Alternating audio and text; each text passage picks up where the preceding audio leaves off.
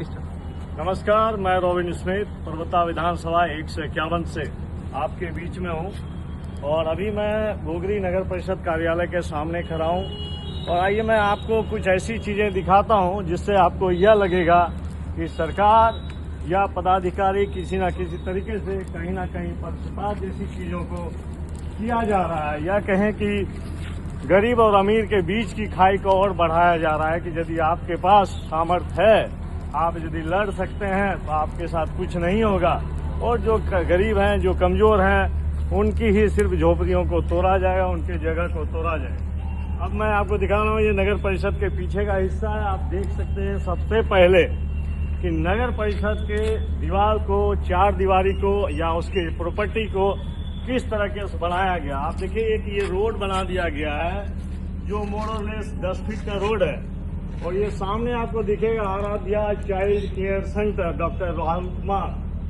ये अतिक्रमित जगह पे एक क्लिनिक चलाया जा रहा है, इस पे किराया वसूला जाता है। आपको पीछे से पूरी तरीके से दिखाया कि कैसे पैसों के नेक्सस के बल पे, पहुंच के बल पे, किस तरीके से सरकारी जमीन को हथिया करके उस पर किराया कैसे लगाते हैं, आपको पूरी तरीके से दिखाएंगे। ये सामने पंजाब नेशनल बैंक है, इसी में कोई स्वास्थ्य विभाग डेंटल केयर भी चल रहा है। आपको दिखाते हैं पीछे का हिस्सा, आप आइए हमारे साथ।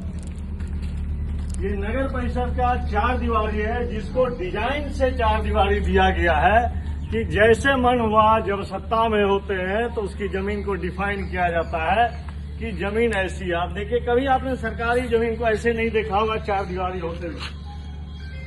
ये चार दीवारी आप देखें, यह एसडीओ का दीवार है, एसडीओ आवास है, और इसका दीवार यहाँ पे खत्म होता है। ये हमारा मकान है और बहुत पुराना मकान है, और यह मुख्य मार्ग है जो कि आपको पशु मतलब क्या बोलते हैं भाई उसको, एनिमल हॉस्पिटल से होते हुए यह मेन रोड इधर से आप देख सकते हैं।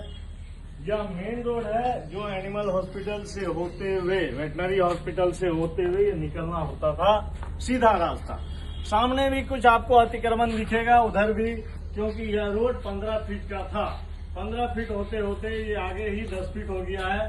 और आपको दिखाता हूँ एक विशेष चीज। यहाँ ये आप शायद लाल चिन्ह आप देख पा रहे होंगे, इस पे लाल मार्क है, इसके पीछे मकान है राजकिशोर यादव, उनके पुत्र रवि यादव, इन सब का।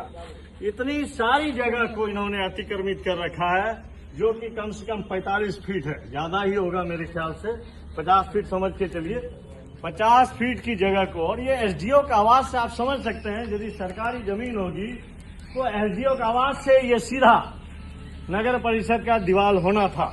लेकिन इस दीवार को आगे बढ़ा के सुविधा अनुसार कि जिस समय हम सत्ता में होते हैं, इसको आगे की तरफ रखे, और यह एक रोड बना दिया गया ताकि किसी के शक में ना आए कि यह जमीन को हमने हथिया लिया है। आप देख सकते हैं, इसमें कहीं आपको पिलर नजर नहीं आएगा। रातों रात इस जगह को घेरा गया है और इस पे चदरा चढ़ाया गया, और उसके बाद इससे कम से कम पिछले 3-4 साल से किराया वसूल किया जा रहा है। आप देख सकते हैं, ये ऊपर से आप यहाँ तक कि मैं यह भी कहूंगा, ये जो हमारा मकान है, इसमें भी सरकार का अंदर तक 3 फीट है। 3 फीट तो हमारा भी समझिए सरकार का हम कब्जा कर रखे हैं। सरकार को चाहिए कि वो इस जमीन की पूरी नापी कराए। मेरे अंदर भी 3 फीट है, और इसको देखे कि अंदर कितनी दूर तक दबा हुआ है। 3 फीट मेरा भी तोड़े, और इसके साथ इस जगह को क्लीन बनाए। देखिए, हम समाज के बीच में, समाज के हित के काम के लिए आए हैं। समाज की भलाई हमारे 3 फीट 5 फीट जमीन से संभव होता है, हम चाहें ऐसा विकास होना चाहिए। सरकारी काम में कोई व्यवधान नहीं होना चाहिए। यदि इसमें सरकार का 3 फीट निकल रहा है, 5 फीट निकल रहा है, ये रोड को क्लीन करके इसे एक रास्ता दिया जाए। यह रास्ता आगे चल करके घूम करके बाईपास वाले बांध में मिलता था।